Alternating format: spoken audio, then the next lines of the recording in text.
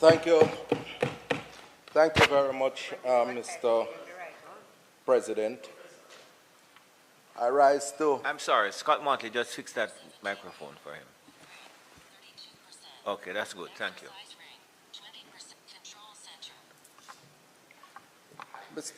Mr. President, I rise to make my contribution to this debate on the appropriations bill for 2025.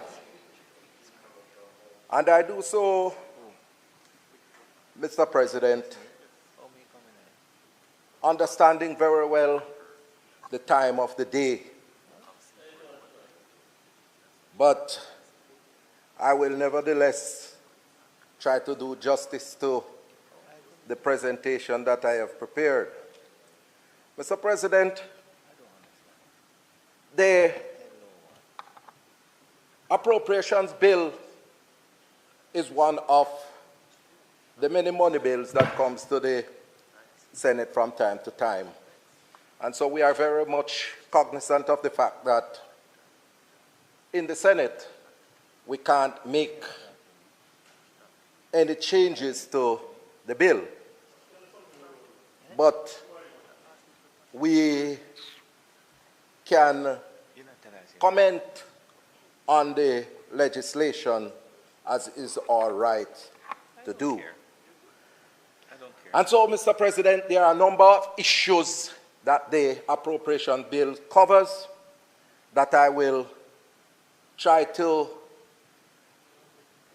present a position from the opposition, and these will be confined to the issue of housing, persons with disabilities, and senior citizens.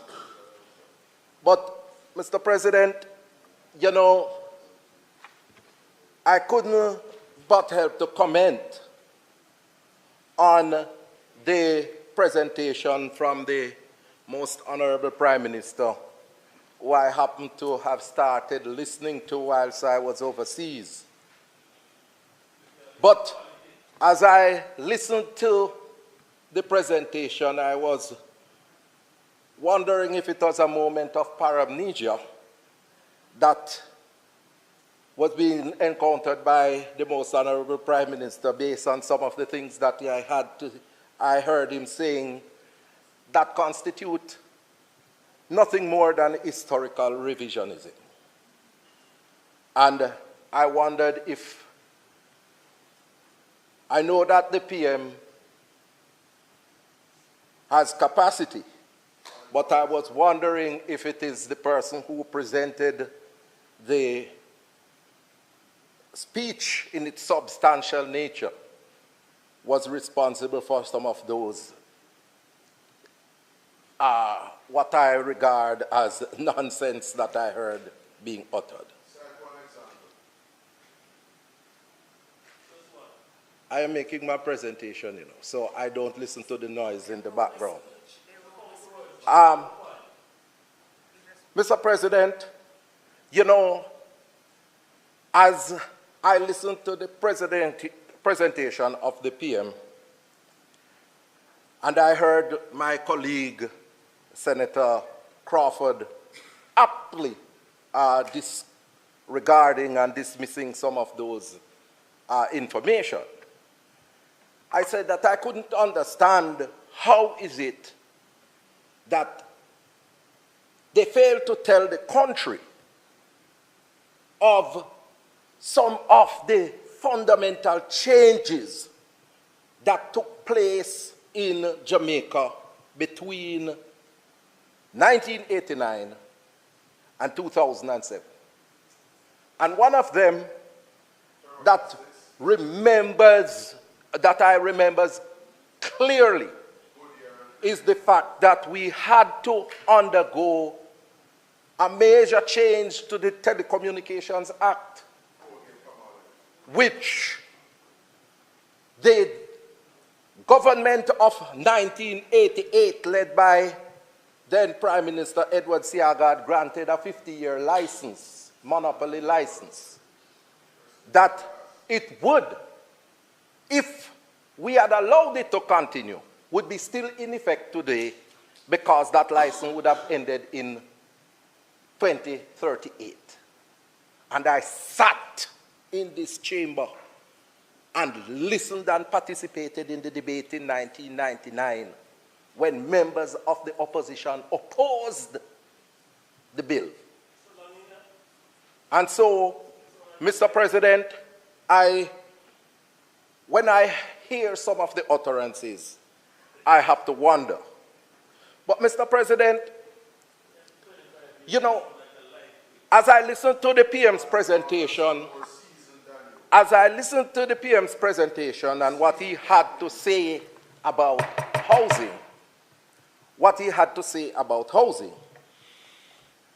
I said to myself, there was nothing transformational that came out of that presentation. Because the truth is that every prime minister in Jamaica have sought to increase the loan limit for contributors to the NHT.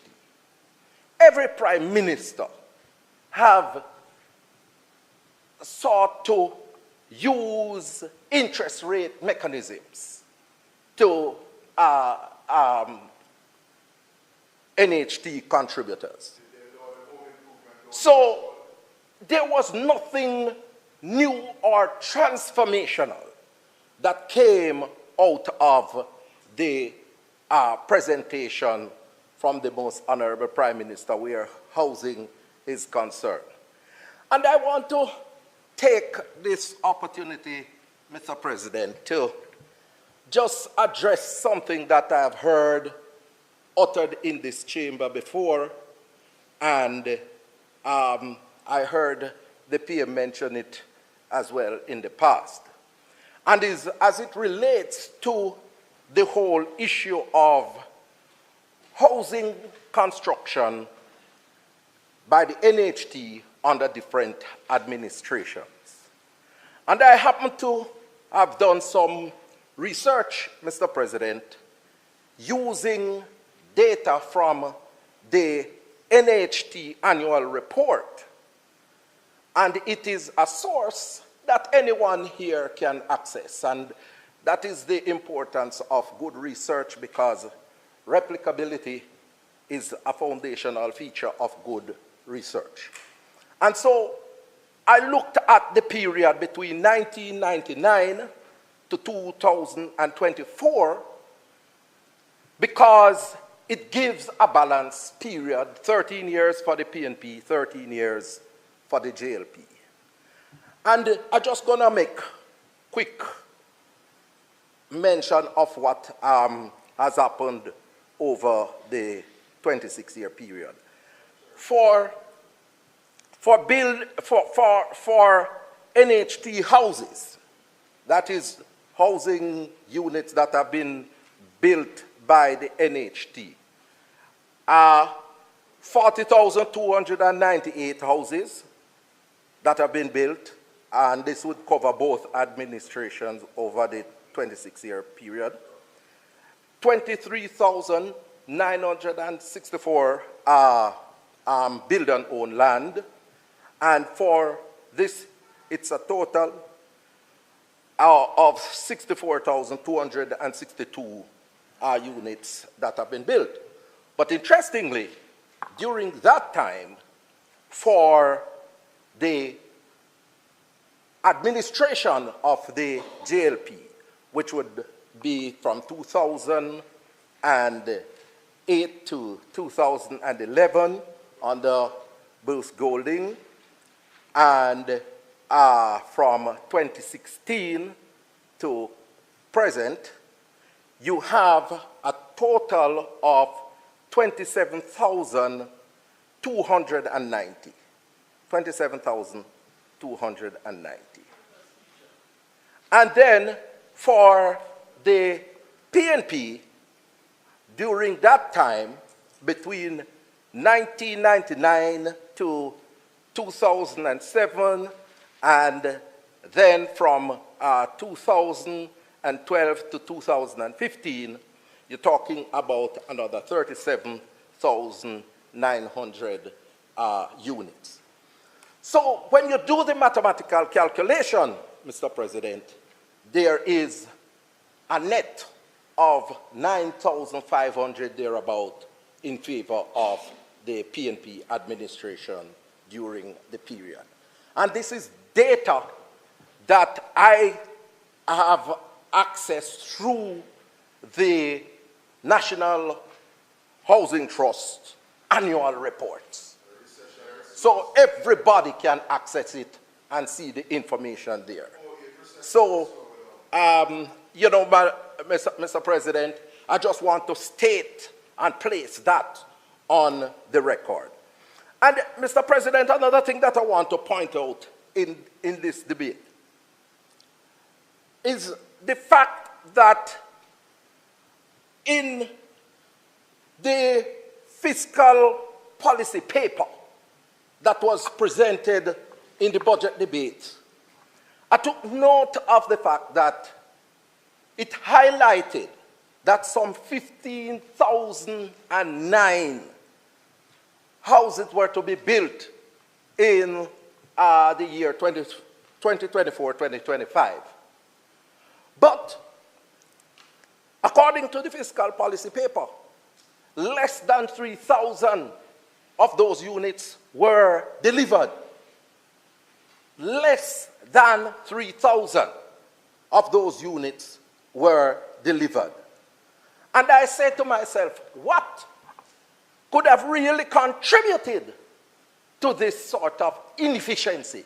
Because that doesn't constitute 1/3 of the total amount of houses that were planned to be delivered by the administration. And it means that something is fundamentally wrong with the housing policies of the administration. And that is why, Mr. President, in the leader of the opposition's presentation, we put forward some transformational approaches to ease the housing crisis that is being experienced by Jamaicans today. And we have stated in the presentation of the leader of the opposition that we are going to be repurposing the National Housing Trust. We are going to be restoring the institution to be focusing on building affordable houses for the contributors of the NHT.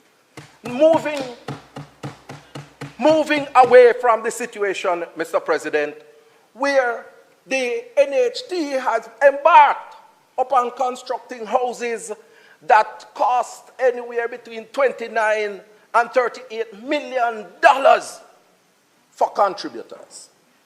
We're going to be shifting the focus, and we're going to be making sure that the institution engage upon what it was mandated to do originally, and that is to provide affordable housing to the contributors.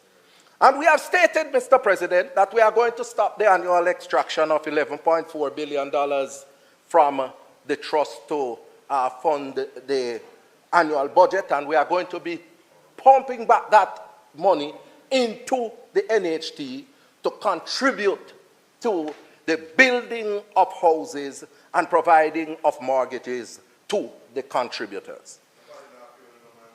Mr. President, Mr. President, we have stated in our presentation through the leader of the opposition that one of the seminal approaches that we are going to be making is the removal of the land portion of the cost for a house to contributors to the NHT. Because, Mr. President, we have done our analysis, we have done our research, and realized that this is one of the major cost factors in terms of the price of housing in Jamaica. And if you remove that from the pricing mechanism for houses in terms of NHT contributors, then you will see a sizable reduction in the cost of houses. I mean, it's estimated that anywhere between $2.5 to $3 million will be saved by those individuals accessing the contribution through the NHT. So, Mr. President, that is huge, and that is indeed transformational. And we believe that it is going to go a far way in making sure that our citizens access affordable housing in Jamaica. Indeed, Mr. President, for the past 13 years,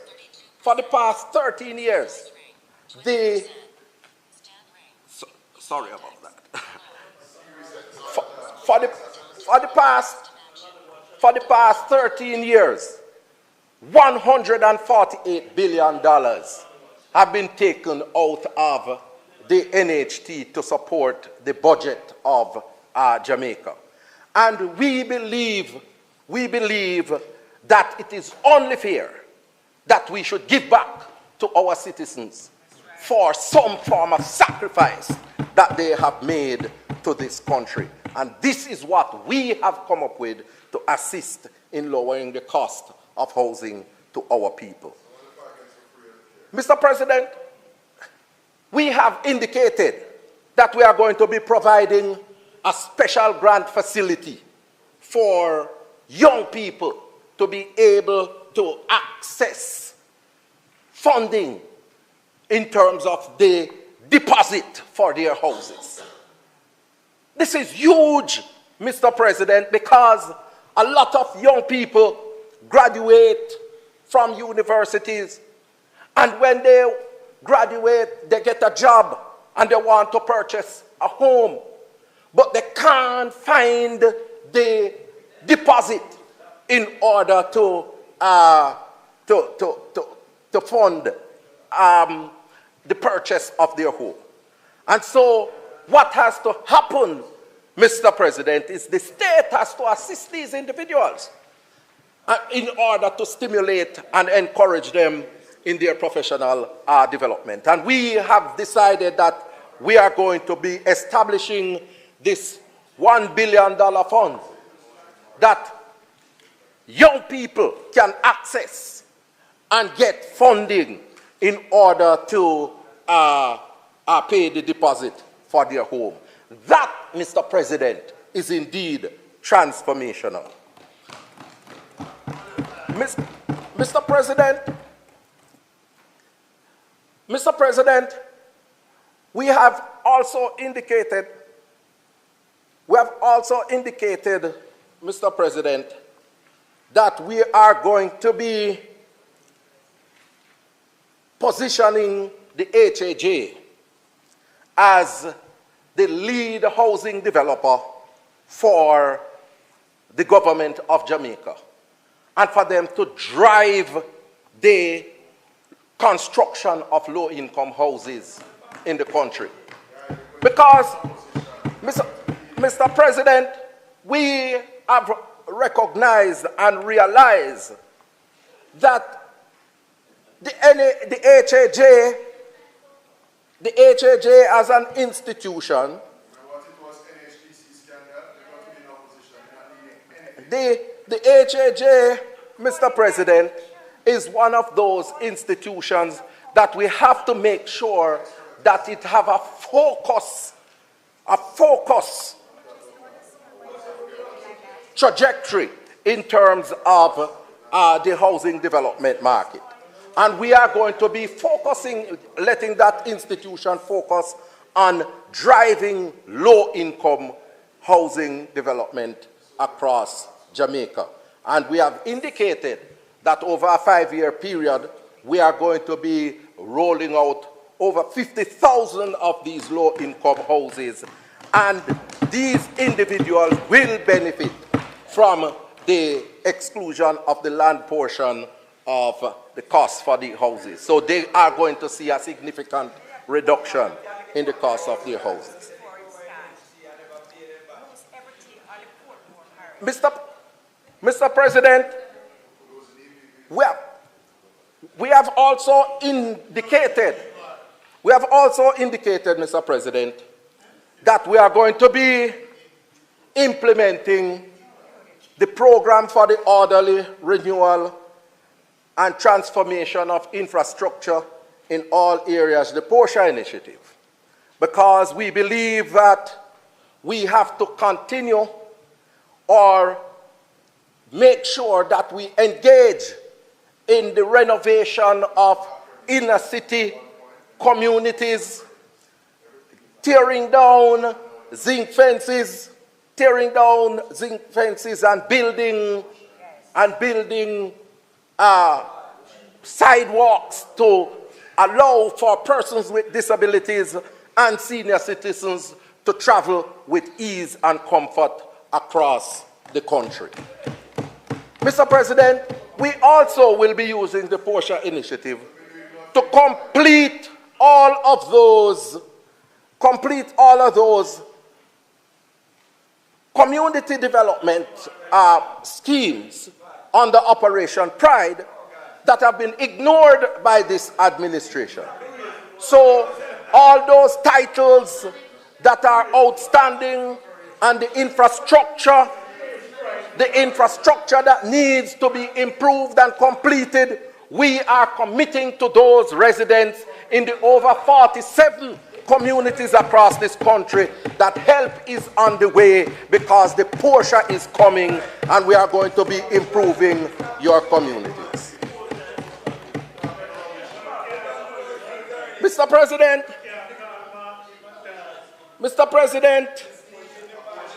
you know, when I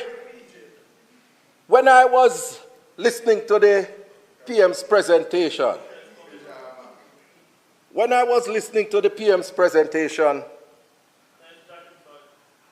I heard the PM made mention of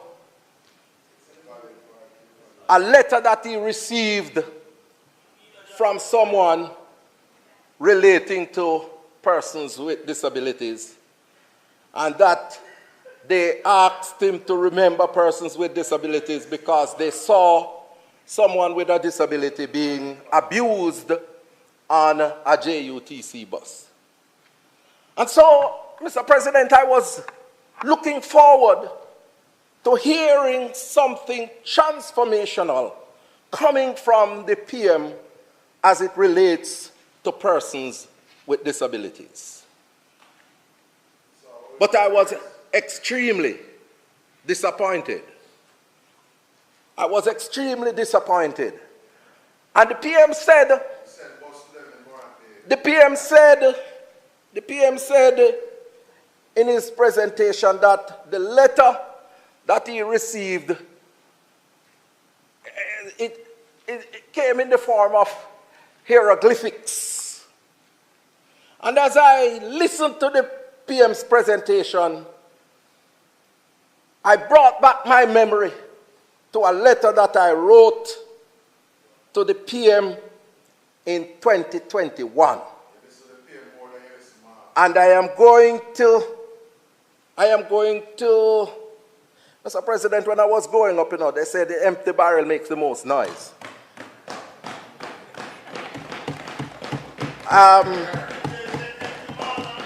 Yes. And Mr. President, I decided that I was going to bring the letter here because mine wasn't written in hieroglyphics. It was written in Arial font size 12. And so it is quite legible for even a blind person to see and read. So the letter is captioned employment of graduates with disabilities from tertiary institutions. And I'm just going to read a quick part of it. Let me take this opportunity to express best wishes to you and your government for the year 2021 and beyond.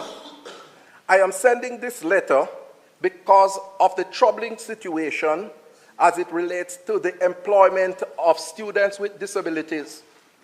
who have been graduating from our tertiary institutions. It has been brought to my attention a number of these individuals who have not been able to find gainful employment, and as such have been devising different strategies for survival. Prime Minister, these are marginalized individuals who have fought against the odds and made it to the highest level of the education system. They do exceptionally well at the tertiary level and most times graduate with honors. But upon graduating, they have found it extremely difficult to secure a job, to continue their advancement in the society. And this can be very uncaring about persons with disabilities. Now, Mr. President, I make mention of this letter because I would have thought, having gone on to cite the problem, I also put forward some solutions to the PM and asked that, we make myself available for any discussion. Well, I have not even gotten an acknowledgement of the letter from the PM. This is 2021, and we are now 2025. And I say, Mr. President, and he won't be here for long. He won't be here for long. But, Mr. President, I would have thought that a progressive Prime Minister, seeing the suggestions that I put forward that could ease the plight of persons with disabilities, would have responded. But I realize what really happened in the budget debate. Because having listened and seen this progressive and transformational policy approaches that have been adopted by the leader of the opposition, Mr. Mark Golding, when he made mention of the establishment of the National Disability Fund that is designed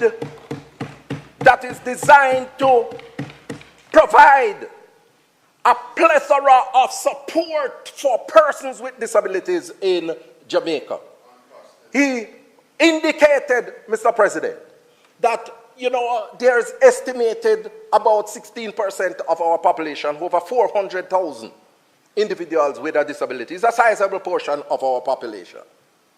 But yet still, less than 1% of our annual budget goes towards services for these individuals. And so what we are going to be doing is to make sure that on an annual basis, we are going to be earmarking funds from the budget to populate the National Disability Fund that will engage in, among other things, making sure that the JCPD is properly resourced, make sure, Mr.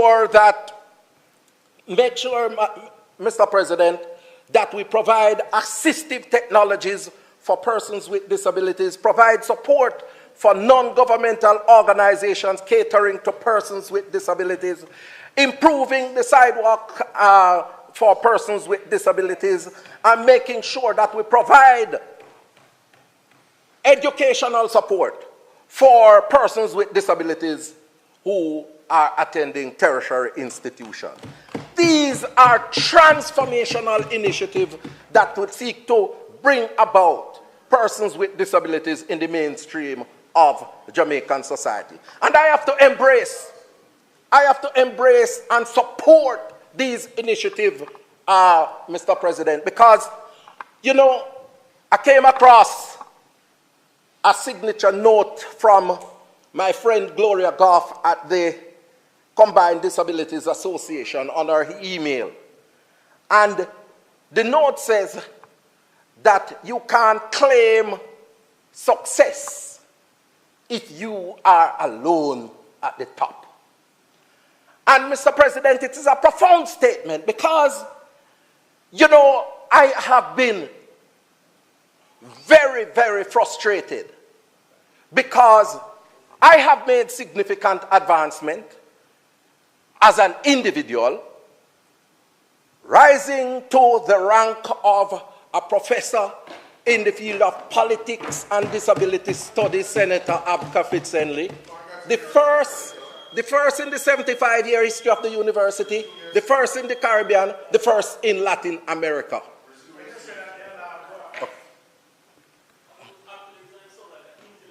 Mr. President, the speaker's time having expired, might it be extended to permit him to complete his Members would presentation? have heard, thank you, Minister. Members would have heard the question. Those in favor?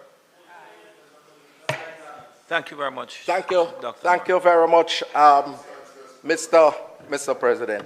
And so, Mr. President, you know, being at this level, you want to make sure that opportunities are created for the vast majority of persons with disabilities out there to be able to travel on a pathway that will lead to their personal success. And we have a bottleneck situation in our society, Mr. President, where after persons with disability reach the high school level, they have nowhere else to go because of various barriers that are in their pathway. And I tell you, Mr. President, as I mentioned that, I have to say this because, I remember 2019, December 6th. Senator Morgan, you weren't here to be a part of it. But I remember, because they have been talking about heart, NTA, and providing training for Jamaicans.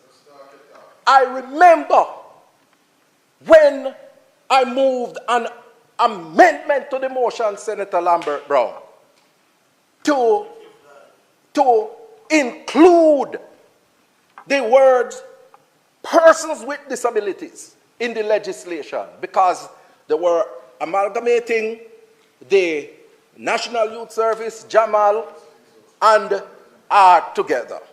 And I made the suggestion for that to be included. And the government opposed the amendment that I put forward. I called for a divide if that wasn't enough. And they voted down the amendment. And I say, you can't tell me, you can't tell us about the disability agenda because you have not demonstrated to be responsive to the issues relating to persons with disabilities.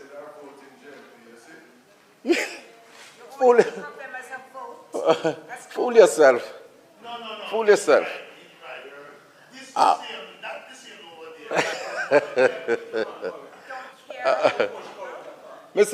Mr. President, I also want to indicate our strong stance and support for the senior citizens of our country.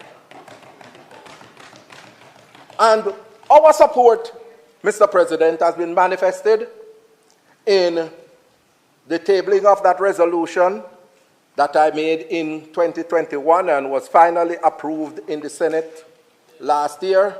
And we are currently deliberating the modalities of future legislation. And I want to personally, Mr. President, give commendations to the designated chairman for that special select committee, Senator Golding, for the way how she has been handling the committee thus far. But I want to indicate to Senator Golding and the government and to Jamaica as a whole that when Mark Golding becomes Prime Minister and the People's National Party becomes the government of Jamaica, we are going to be bringing that legislation to its logical conclusion by establishing the Elderly Care and Protection Act of Jamaica. Because we believe that we must close the circle in terms of protecting the most marginalized in Jamaica. We did it with the Child Care and Protection Act in 1998. We did it with the Disabilities Act in 2014, and we are going to do it whenever the election is called and Mark Golding becomes the Prime Minister of Jamaica. Mr. President, I support this legislation because we have no choice. But I say, Mr. President, we are yet to hear from the government any transformational measures as it relates to housing, as it relates to persons with disabilities, as it relates to senior citizens in Jamaica. We have put forward, Mr. President, transformational housing initiative to make sure that our young people get a grant to pay their deposit for their homes. We have put forward transformational initiative to lower the cost of housing by removing the land portion of the cost of houses in Jamaica. We have introduced and put to the country transformational initiative to establish the National Disability Fund to protect our persons with disabilities. And we have put forward transformational initiative to ensure that we protect our senior citizens in our country. May it please you, Mr. President. So